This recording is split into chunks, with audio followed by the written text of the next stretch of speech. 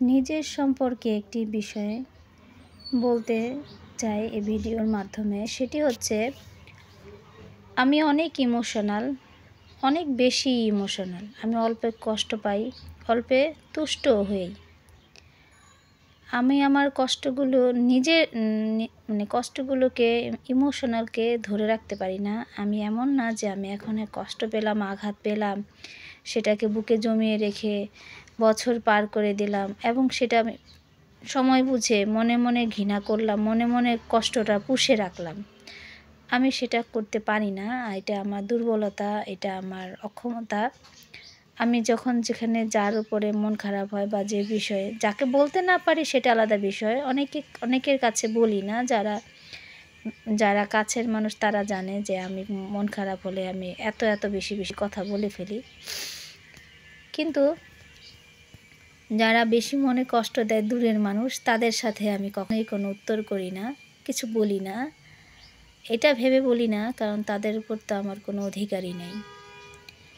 তো আমি কি করি, সব সময় চিন্তা করি তাকে বললে তো সে কষ্ট পাবে, সে তো আমাকে আর পরবর্তী সময়ে আমাকে আর জানতে পারলো না, বুঝতে পারলো না, তার কাছে আমি ক্ষমা চাইতে পারলাম না। কিন্তু আমি আমার আপনজনদের উপরে এই জিনিসটা মাথায় রাখতে পারি না। সবাই ক্ষমা সুন্দর দৃষ্টিতে দেখবেন আমার আপনজনেরা। আমি আপনাদেরকে, তোমাদেরকে, তোদেরকে অনেক ভালোবাসি। আমি অল্প কষ্ট পেলে সেই কষ্টটা আমি সহজে ভুলতে পারি না এবং ওইটার রিয়াকশানটা আমি সাথে সাথেই করে ফেলি, দেখিয়ে ফেলি, যেটা আমার একেবারেই বাজে একটি অভ্যাস। তবে আমি অনেকের কথায় কথা দিয়ে যে আঘাত করে সেই আঘাত আমি ফেরত দিতে পারি না।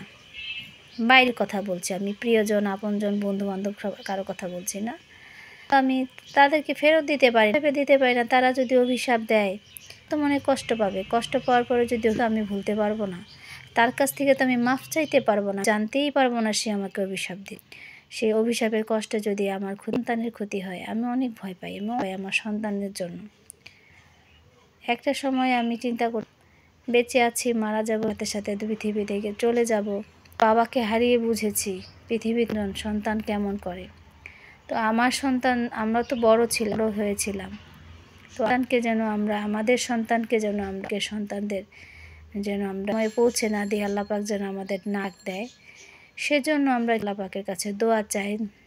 মানুষের কাছে আমরা যদি কোনো ভুল করে থাকি, আমি আমার অন্তর থেকে মাফ চাইয়ে নিচ্ছি, ক্ষমা করে দিবেন। আমরা এই যে ফেসবুকের একে অপরকে চিনছি, জানছি, তা দিয়ে যেন কাউকে কষ্ট না দিই, কারণ সবাই কিন্তু আমাদের আত্মীয় স্বজন, পরিজন, যারা আমরা পরবর্তী সময়ে আমরা তাদের কাছ থেকে মাফ চেয়ে নেব। সবাই ভালো থাকবেন, সুস্থ থাকবেন। আসসালামু আলাইকুম।